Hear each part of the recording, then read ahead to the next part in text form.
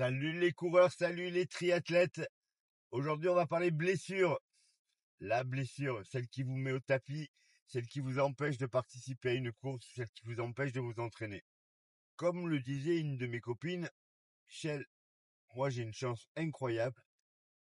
En 40 ans, je me suis jamais blessé. Et je lui ai demandé, je lui ai dit, mais comment tu fais? Elle me dit, ah ben, je fais pas de sport, hein. Jamais de sport. J'ai jamais mis une paire de baskets de ma vie. Alors vous l'avez compris, c'est une boutade, mais elle a 100% raison. Si vous voulez pas vous blesser, il faut pas faire de sport. Courir 2 fois par jour, tous les jours de la semaine, accumuler des centaines de kilomètres, au bout d'un moment, ça fatigue. Donc le risque de vous blesser, il est super grand. Moi, je ne me rappelle pas une année où j'ai pas été blessé quand je m'entraîne beaucoup. On est toujours sur le fil du rasoir. La dernière fois que j'ai pris un marathon sans douleur, je sais plus quand c'est. Vraiment, j'ai plus du tout la moindre idée. Est-ce que c'est grave? Ben non. Comme je vous l'ai dit avant, faire du sport, c'est accepter l'idée de se blesser. C'est pas une fatalité, mais ça peut arriver et il faut pas prendre ça comme une catastrophe. Ça fait partie du sport. Vous vous entraînez, vous progressez, vous vous entraînez, vous pouvez vous blesser. J'ai pas mal de coureurs ou de triathlètes blessés régulièrement. Ça arrive tout le temps. Alors, il y a deux types de blessures. Il y a la blessure très grave qui vous empêche de faire du sport pendant longtemps, mais qui est souvent due à un accident. Et ça, c'est rare, et heureusement. Mais après, il y a toutes les blessures courantes, les tendinites, les entorses, etc., etc. J'ai certains de mes coureurs qui vivent ça très mal, parce qu'ils ont une course de prévue, et qui se disent déjà, je vais pas pouvoir participer. Alors là, je vous dirais, pas forcément. On en parlera plus tard. Là, vraiment, je veux que vous abordiez la blessure dans votre tête un petit peu différemment. Vous vous entraînez dur, vous êtes affûté, donc c'est-à-dire vous faites attention à la nourriture, vous faites de plus en plus de kilomètres, vous utilisez du matériel très performant comme les chaussures carbone. Tout ça, ça augmente le risque de se blesser. Ça fait partie du jeu. Donc quand ça arrive, il faut se dire, oui, c'était une des possibilités. Donc bien entendu, il faut essayer de tout faire pour pas que ça arrive. C'est là que faire des exercices de renforcement sur les points faibles qu'on a et qu'on connaît, c'est une très bonne idée. Ça évite que ça revienne. Moi, hier, je pouvais plus marcher. J'avais l'insertion du tendon d'Achille à gauche, là où j'ai eu très mal l'année dernière. Super douloureux suite à la séance que j'ai fait, où j'ai fait pas mal de répétitions assez rapides.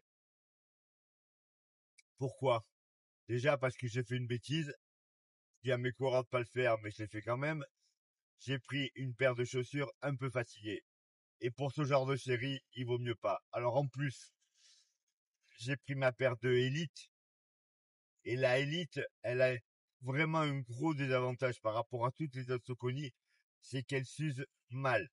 Ils ont décidé de ne pas mettre de protection sous le caoutchouc, sous la semelle d'un côté.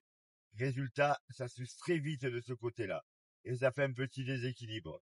À partir du moment où vous avez mal quelque part, déjà vous êtes plus équilibré. Et donc vous usez de plus en plus la chaussure de ce côté-là. Et la chaussure, vous déséquilibre un petit peu. Et moi, j'ai repris ma paire de Elite fatiguée parce que je voulais faire une séance avec et j'aurais jamais dû. Qu'est-ce que je me suis dit hier? Je me suis dit, mais Michel, t'es stupide d'avoir pris cette chaussure-là.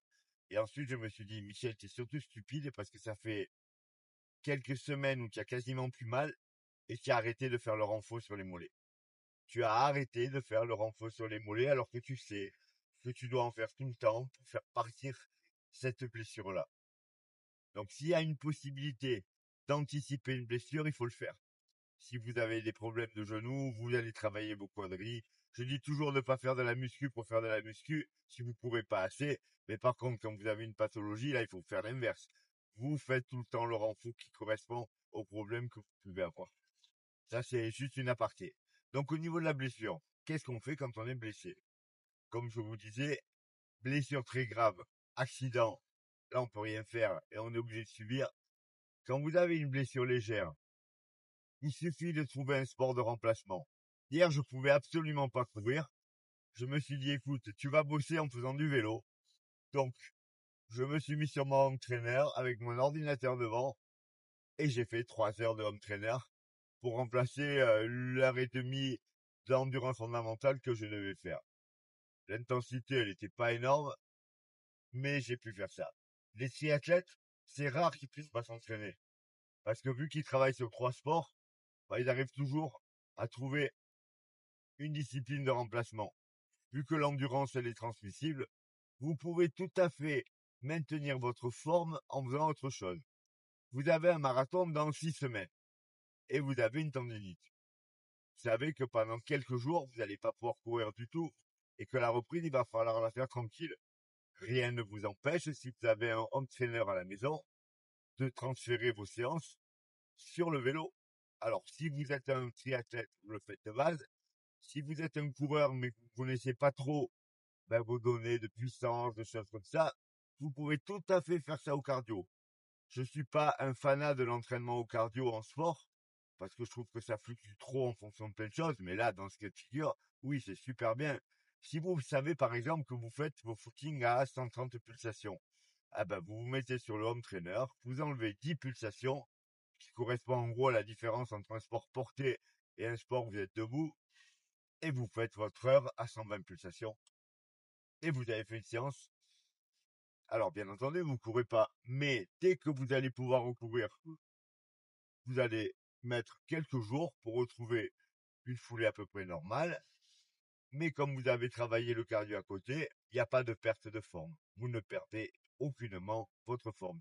Il m'est arrivé de préparer des marathons en étant blessé très longtemps et en courant uniquement 3 semaines à la fin, juste avant la course, parce que je ne pouvais pas faire autrement. Alors, il est clair que c'est pas l'idéal, hein, et que j'ai pas fait la perte du siècle, mais déjà on peut participer.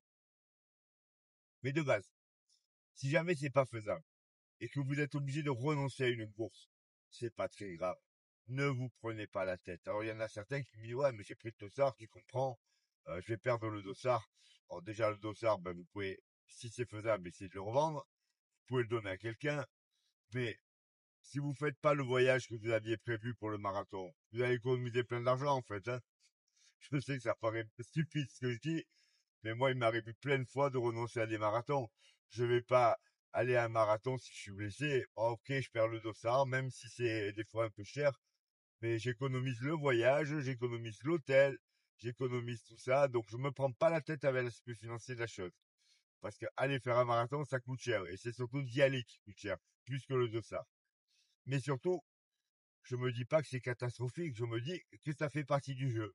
Ben oui, je suis blessé, je m'entraîne beaucoup, j'ai 60 ans, donc il arrive que je me blesse. Alors, quand on vieillit comme moi, ce qui est chiant, c'est qu'on se dit, ouais, il faut que je perde pas trop de temps, parce que si je veux encore performer, il faut vraiment que je fasse les courses maintenant. Mais quand vous avez 30 ans, quand vous avez 40 ans, c'est pas très grave, vous la ferez l'année prochaine, la course. Ou vous ferez notre marathon dans 3 mois, dans 4 mois. Il faut pas se prendre la tête. Vous jouez pas votre vie. On ne parle pas de quelqu'un qui prépare les Jeux Olympiques pendant 4 ans et qui est blessé 15 jours avant les Jeux. Lui, sa vie, elle s'effondre. Il ira peut-être plus jamais aux Jeux Olympiques. Vous, le marathon de Paris que vous pouvez pas faire cette année, vous allez le faire l'année prochaine.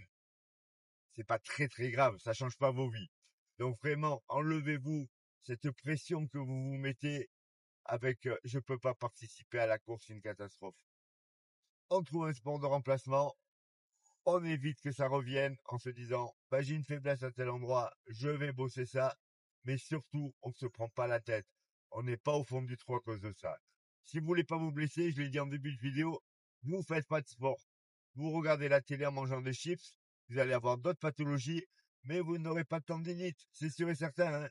Donc la tendinite, la blessure, elle fait partie de l'entraînement. Il faut accepter ça. Là, comme je vous disais hier, il faut à tout prix convaincre votre cerveau que vous êtes capable de performer. Aujourd'hui, je vous dis, si vous faites du sport, il faut accepter l'idée que parfois vous êtes blessé et que vous ne pourrez pas vous entraîner et que vous ne pourrez pas participer à une course. c'est normal, c'est parce que vous faites du sport que ça peut arriver. Voilà les coureurs, voilà les triathlètes. Bon entraînement pour ceux qui sont pas blessés. Moi aujourd'hui, je vais refaire du vélo. Demain, je vais refaire du vélo parce que justement, je vais essayer de calmer tout de suite la douleur au tendon d'Achille parce que sinon, dans 4 semaines, je dois être à Milan. Je suis déjà pas en forme. Si en plus j'ai mal au tendon d'Achille, ça va être vraiment compliqué. On se retrouve très vite pour une nouvelle vidéo. Likez, partagez et abonnez-vous.